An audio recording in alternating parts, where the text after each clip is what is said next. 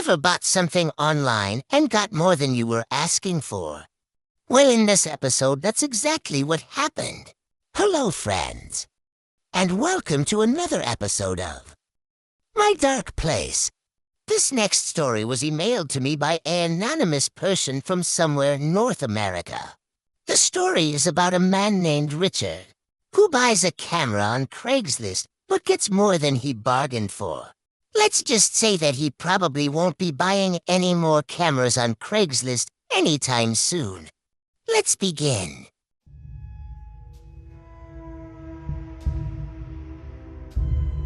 Richard wants to buy a used camera for a road trip, so he responds to a Craigslist ad for a cheap Canon EOS Rebel.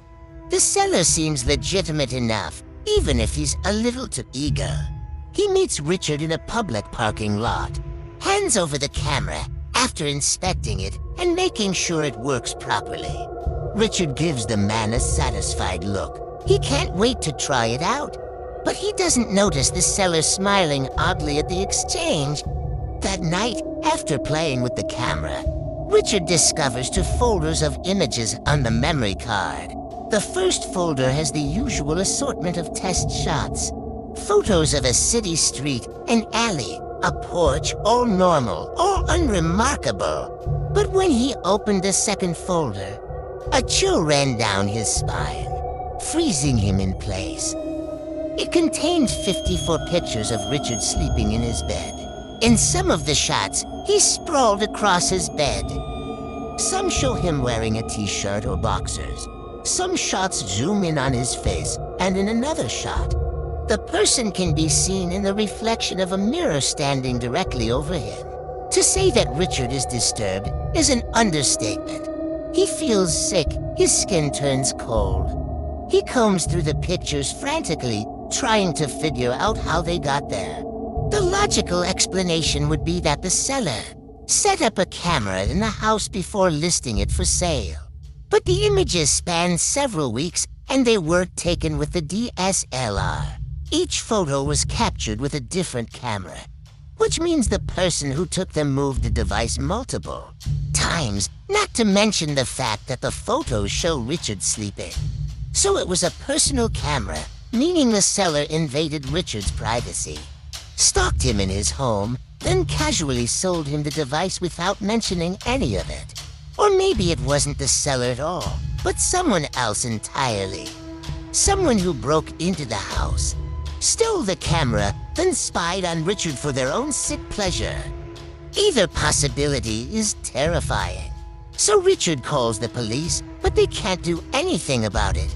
The seller used a fake email and a disposable phone, and the car's license plate doesn't match its make and model.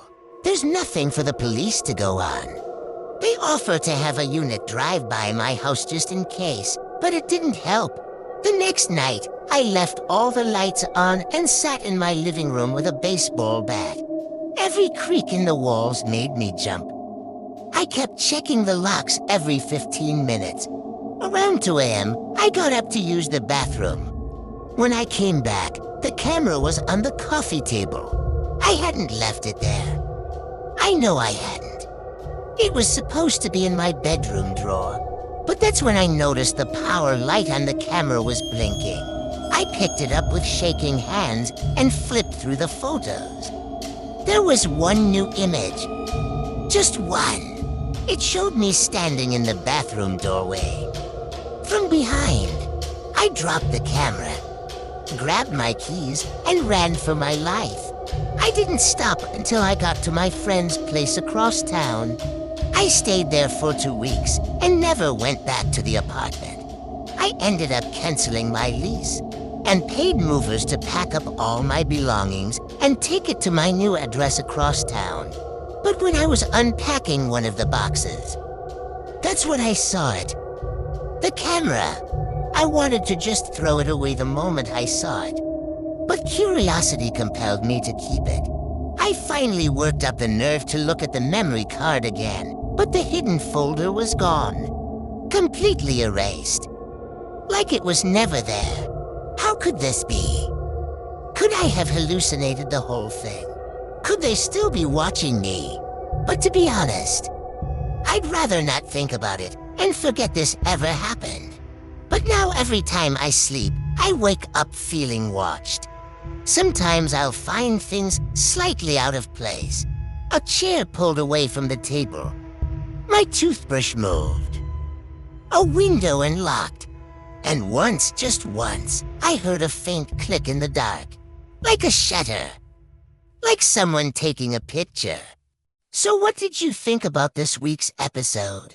We naturally assume that buying a camera from Craigslist is normally a safe if not typical financial decision. But in Richard's case, a picture can be worth 1,000 screams. Thanks for listening and joining me in my dark place.